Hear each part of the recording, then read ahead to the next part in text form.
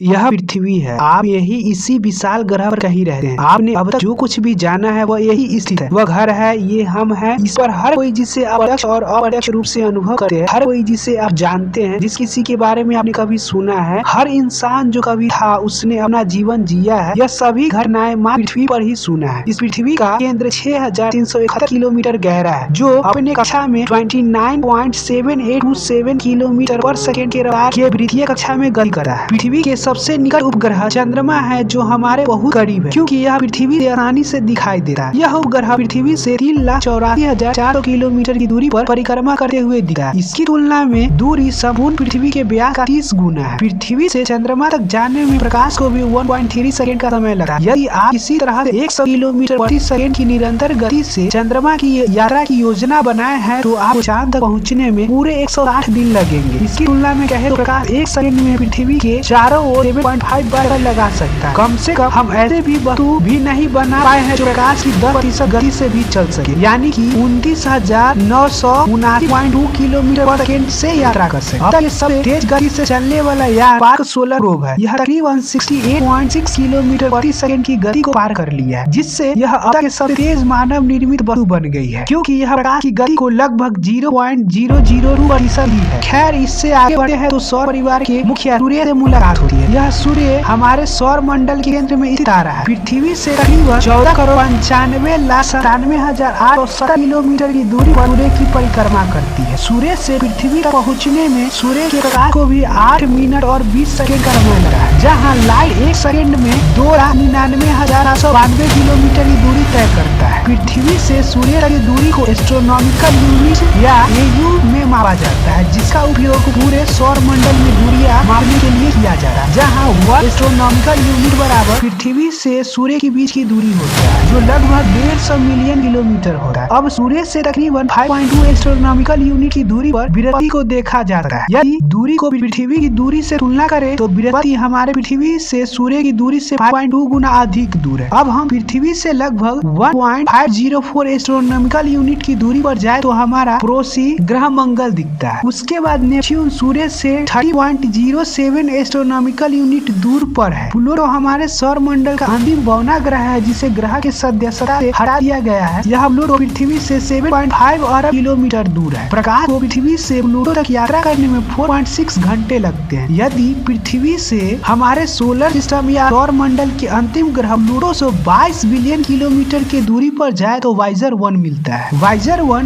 NASA द्वारा 5 सितंबर 1977 को launch किया गया एक अंतरिक्ष यान है, जो बाहरी सोलर सिस्टम का अध्ययन करने के लिए वाइजर कार्यक्रम का हिस्सा था। वही इसका वाइजर 2 पृथ्वी से 8 बिलियन किलोमीटर की दूरी पर है, जहां वाइजर 1 17 किलोमीटर प्रति सेकेंड की गति से यात्रा कर रहा है, जबकि वाइजर 2 15 किलोमीटर प्रति सेकेंड की गति से अंतरिक्ष में यात्रा कर रहा है। इससे और आगे बढ़े हैं तो अल्फा सेंटोरी स्टार सिस्टम दिखता है। अल्फा सेंटोरी हमारे सूर्य का सबसे निकटतम तारामंडल। यह एक ट्रिपल स्टार सिस्टम है। इसके 2 मुख्य सितारे हैं, अल्फा सेंटोरी A और अल्फा सेंटोरी B, एक दूसरे के चारों ओर चक्कर लगाते हुए। एक तीसरा प्रोक्सिमा सेंटोरी अल्फा सेंटोरी से थोड़ा करीब है, लेकिन पृथ्वी से अल्फा सेंटोरी की दूरी 4.3 लाइट ईयर्स है। इससे प्रकाश को पृथ्वी तक पहुंचने में लगभग 4.3 वर्ष लगते हैं। दूसरी ओर प्रोक्सिमा सेंटोरी पृथ्वी से 4.22 प्रकाश वर्ष दूर है। हालांकि भले ही यह हमारे सबसे निकटतम तारा है, लेकिन हम इसे खुली आंखों से नहीं देख सकते, क्योंकि यह काफी धुंधला है। हमारा अगला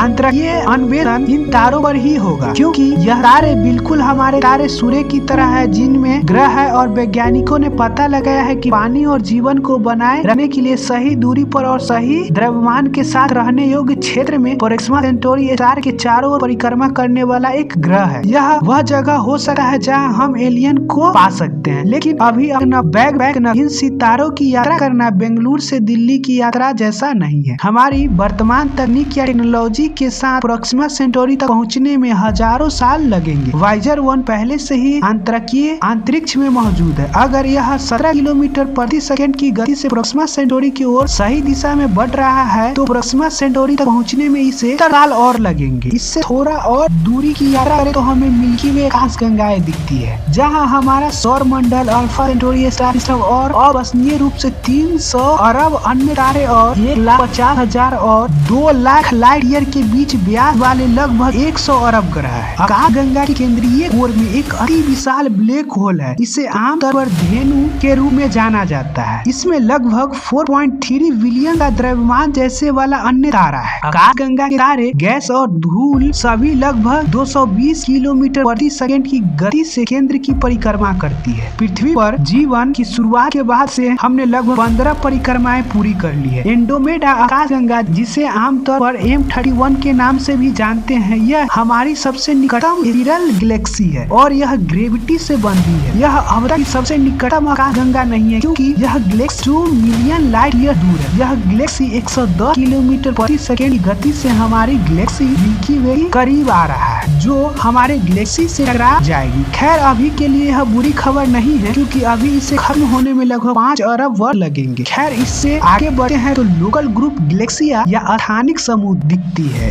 जिसमें मिल्की वे गैलेक्सी और रोसी एंड्रोमेडा गैलेक्सी और अन्य 50 से अधिक आकाशगंगाओं के साथ आकाशगंगाओं का एक समूह है, जिसे लोकल ग्रुप गैलेक्सिया या स्थानिक समूह कहलाती है। इस लोकल ग्रुप गैलेक्सिया का कुल आकार 10 मिलियन लाइट ईयर्स है। स्थानिक समूह में सबसे विशाल आकाशगंगाएं मिल्की वे, एंड्रोमेडा और एंट्राकुलम आकाशगंगाएं हैं। इससे थोड़ा आगे बढ़ने पर वार्गो सुपर क्लस्टर दिखता है, जिसे कन्या सुपर क्लस्टर भी कहते हैं। वार्गो सुपर क्लस्टर या लोकल सुपर क्लस्टर में एक लोकल ग्रुप शामिल है, जिसमें मिल्की वे और एंड्रोमेडा आकाशगंगाएं शामिल है। 110 मिलियन लाइट ईयर के व्यास के भीतर कम से कम 100 लोकल ग्रुप गैलेक्सिया का समूह स्थित है। वार्गो एसएससी यानी कि वार्गो सुपर क्लस्टर ऑब्जर्वर यूनिवर्स में लगभग 10 मिलियन सुपर क्लस्टरों में से एक है। इससे थोड़ा और आगे बढ़ने पर लाइनिकिया सुपर क्लस्टर दिखता है। लाइनिकिया सुपर क्लस्टर वार्गो सुपर क्लस्टर का घर है, जो बदले में मिल्की वे और लगभग 1 लाख अन्य निकटवर्ती आकाशगंगाओं का घर है। इसका व्यास लगभग 500 मिलियन लाइट ईयर्स है। इससे थोड़ा और आगे बढ़ते हैं तो ऑब्जर्वर यूनिवर्स है, जो एक गोलाकार क्षेत्र में है, जिसमें सभी पदार्थ शामिल है, जिन्हें वर्तमान समय में पृथ्वी या इसके आंतरिक आधारित दूरबीन और खोज जांचों से देखा जा रहा है। ऑब्जर्वर यूनिवर्स में कम से कम 2 ट्रिलियन आकाशगंगाएं हैं। ऑब्जर्वर यूनिवर्स का व्यास लगभग 100 अरब लाइट ईयर्स है। यह अविश्वसनीय रूप से विशाल है, जैसा कि यह प्रतीत होता है। ऑब्जर्वर यूनिवर्स संपूर्ण ब्रह्मांड का एक छोटा सा टुकड़ा है। हम बस यही नहीं जानते हैं कि ऑब्जर्वर यूनिवर्स के अलावा और क्या है, क्योंकि इन अविश्वसनीय दूर के स्थानों से प्रकाश को पृथ्वी पर वापस आने के लिए पर्याप्त समय नहीं मिलता है। School of chemical and physical science के डॉक्टर स्टीव उरेन ने कहा कि हमारे ब्रह्मांड की उत्पत्ति 13.77 अरब पहले हुई थी। तब से ब्रह्मांड का विस्तार हो रहा है। अगर हम यह गणना करना चाहते हैं कि हमारा ब्रह्मांड कितना बड़ा है, तो ब्रह्मांडीय मुद्राफी का सिद्धांत यह कहता है ब्रह्मांड का आकार इक्वल या बराबर r इंटू प्रकाश की गति। ऑब्जर्वर यूनिवर्स की तुलना में संपूर्ण ब्रह्मांड ऑब्जर्वर यूनिवर्स से लगभग 150 इंटू 10⁻21 गुना बड़ा है। यदि मानवता हमेशा से अस्तित्व में रही तो हम